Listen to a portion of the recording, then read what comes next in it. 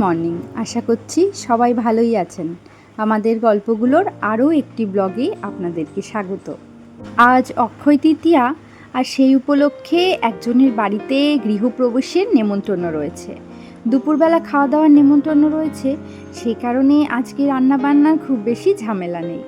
আর আমার মনটাও খুশি হয়ে গেল এটা শুনে যে নেমন্তন্ন রয়েছে, তার কারণ রান্নাবান্নাটা কম করতে হবে।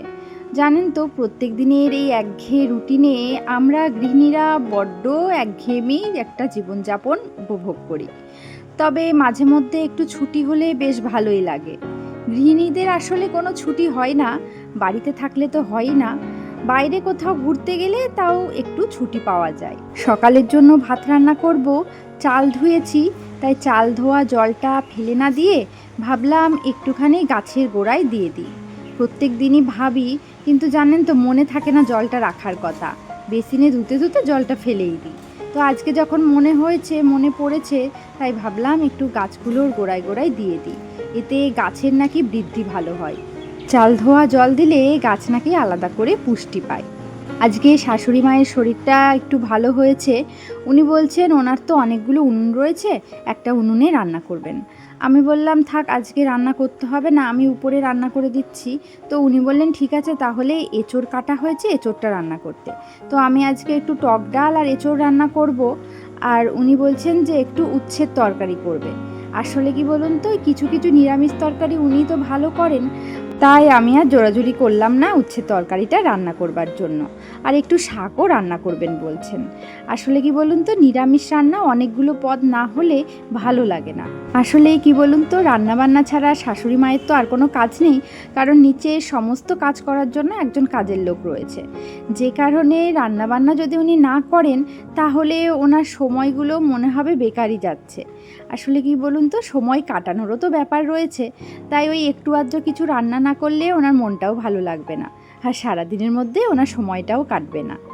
তবে নিচে তো ইন্ডাকশানটা দিয়ে দিয়েছি, গ্যাসের একটু সমস্যা চলছে বাড়িতে। ভাবছি আজকে একটু গ্যাসের কানেকশান করানোর জন্য বীরনগর যাব, দেখা যাক নতুন কানেকশান করতে পারি কিনা। কারণ আমরা যখন ডবল গ্যাস করেছি তখন না আমাদের 10 কেজি সিলিন্ডার দেওয়া হয়েছে, আর 10 কেজি সিলিন্ডারগুলো এখন নাকি দেওয়া হচ্ছে না, এই জন্য একটু সমস্যা চলছে। এখন নাকি ডবল গ্যাস করতে গেলেই 10 কেজি সিলিন্ডার দিচ্ছে। সকালবেলা ভাতের সাথে খাওয়ার জন্য একটু টক ডাল করে নিয়েছি, একটু আলু সিদ্ধ ডিম সিদ্ধও দিয়েছি।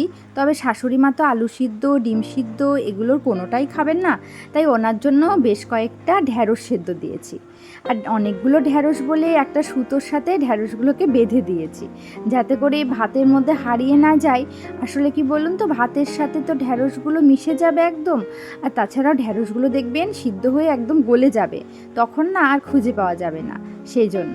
আর আজকে আমি আলাদা করে আমিষ এঁচোড় করছি না পেঁয়াজ রসুন দিয়ে, তার কারণ আজকে না বেশি রান্নাবান্না করতে ভালো লাগছে না, সেই জন্যই ভাবলাম একেবারে পুরোটাই নিরামিষ এঁচোড় করি। আজ একটু পাকা লঙ্কা আর টমেটো সব মশলাগুলোর সাথে পেস্ট করে নিয়েছি, যাতে তরকারির রঙটা বেশ ভালো হয়। আর ফোড়নে একটা গোটা শুকনো লঙ্কা দিয়ে দিয়েছি, এতেও কিন্তু রঙটা বেশ আসে। তো দেখতেই পাচ্ছেন রঙটা ভালোই এসেছে। একটু ভালো করেই নিরামিষ এঁচোড়টা রান্না করছি।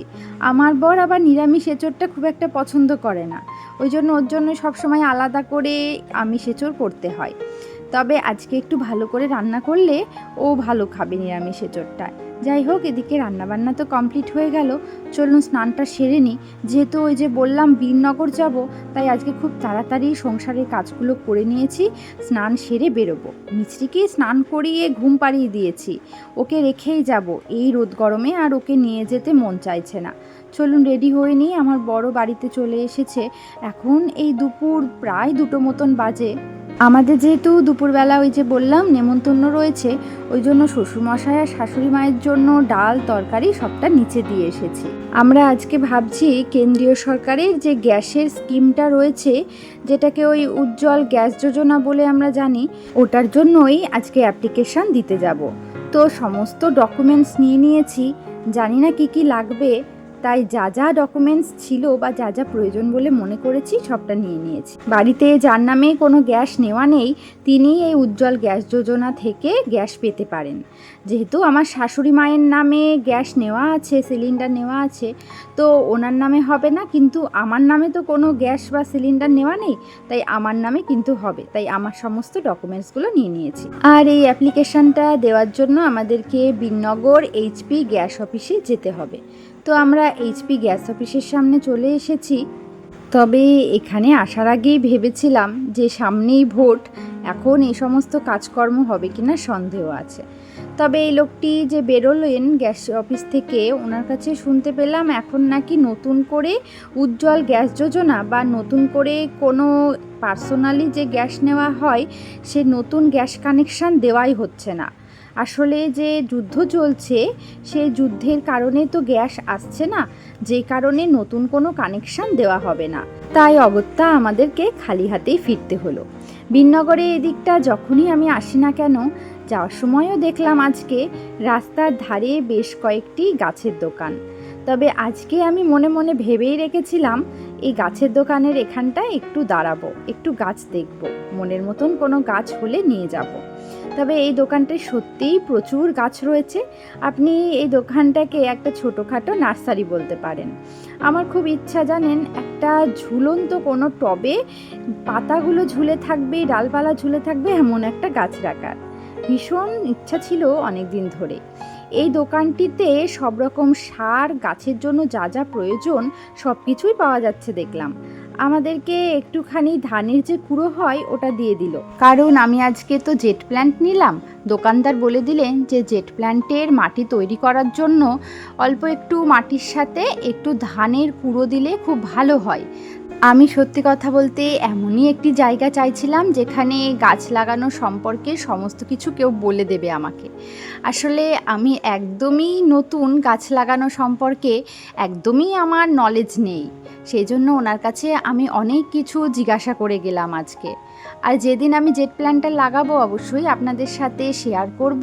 দোকানদার যেভাবে বলেছেন সেভাবেই আমি ওই গাছটির জন্য মাটি তৈরি করব। যাই হোক, একটা ঝুলন্ত টব আর তার সাথে ওই জেট প্ল্যান্টটা নিয়ে এবার চলুন বাড়ি ফেরা যাক। ইনডোর প্ল্যান্ট নিয়ে আমি আরও কিছু প্রশ্ন ওনাকে করেছি, অনেক কিছু জ্ঞান আজকে ওনার কাছ থেকে আমি নিয়ে আসলাম। আপনাদের সাথেও সেগুলো অন্য একটা ব্লগে শেয়ার করব। হয়তো আপনারা যারা গাছ লাগান তারা সবাই জানেন, তবে আমার মতন যারা নতুন, যারা এখনও গাছ লাগানো সম্পর্কে নলেজ জোগাড় করতে পারেননি, তাদের জন্য একটুখানি শেয়ার করে দেব। যাই হোক, আমরা চলে এসেছি সেই গৃহপ্রবেশের নেমন্তন্ন রয়েছে যে বাড়িতে, সেখানে। চলুন এখান থেকে প্রসাদ খেয়ে তারপর বাড়ি ফিরে যাব। আজকে আরও বেশ কয়েকটি জায়গায় হালখাতার নেমন্তন্ন রয়েছে।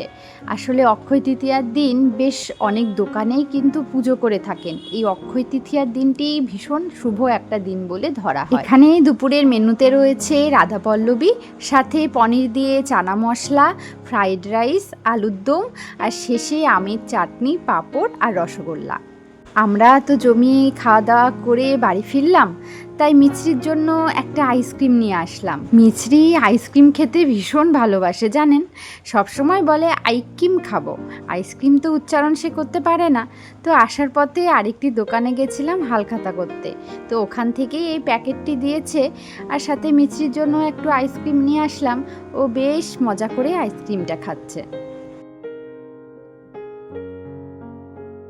আজ স্নান করার পরে এত তাড়াহুড়ো করে ওই বিননগরে চলে গেছিলাম, তখন আমার তুলসী গাছে জল দেওয়া হয়নি। প্রত্যেকদিন তো স্নানের পরে তুলসী গাছে জল দিয়ে দিই, তাই ভাবলাম এখন সন্ধ্যাবেলা একটু জল দিয়ে তারপরে সন্ধ্যা দেখিয়ে দিই। আমাদের উঠোনে ঠাকুর ঘরের পাশেই একটি তুলসী মন্দির রয়েছে। ওখানে তো আমার শাশুড়ি মা তুলসী মন্দিরে পুজো দেন, ওখানে সন্ধ্যাবেলা সন্ধ্যা দেখান। কিন্তু আমি উপরে এখানে একটা তুলসী গাছ লাগিয়েছি, একটা তুলসী টব রেখেছি, তার কারণ এখানে যাতে একটু সন্ধ্যা দেখাতে পারি। আর তুলসী কাছাকাছি থাকা ভীষণ ভালো, তাতে করে নেগেটিভ শক্তি আমার সংসারে আসতে পারবে না। তো সন্ধ্যাবেলাও একটা সোনার দোকানে হালখাতা করার ছিল, সেখানে চলে এসেছি। আর এই দোকানে প্রচুর ভিড়, সাথে দেখুন ফুচকার স্টল বসেছে। 3টে ফুচকার দোকান দিয়েছে এখানে। তো দোকান থেকে টোকেন দিয়ে দিচ্ছে, ওই টোকেন অনুযায়ী এখানে ফুচকা খাওয়া যাচ্ছে। বেশ ভালোই লাগলো, আমরাও বেশ কয়েকটা ফুচকা খেয়ে তারপরে ফিরলাম। তো এটা হচ্ছে আমার ননদের বাড়ি। আপনাদেরকে আগের ব্লগে বলেছিলাম আমার বড় ননদের বাড়ি আমাদের বাড়ির একদম কাছে। তো ওইখান থেকে আসার পথে একটু বড় ননদের বাড়িতে এসেছি, বড় ননদ আমাদের সাথে গেছিল। তো চলুন আপনাদের আমার বড় ননদের বাড়িটি একটু ঘুরিয়ে দেখাই। আমরা আজকে নিচতলাটাই দেখছি, উপরতলাতেও ঘর রয়েছে। আজ আর আপনাদেরকে উপরতলাতে নিয়ে যাচ্ছি না, অন্য একদিন আবার যখন বড় ননদের বাড়িতে আসব আপনাদের সাথে পুরো বাড়িটি একটু ঘুরিয়ে দেখাবো। উপরতলায় খুব সুন্দর একটা ব্যালকনি রয়েছে।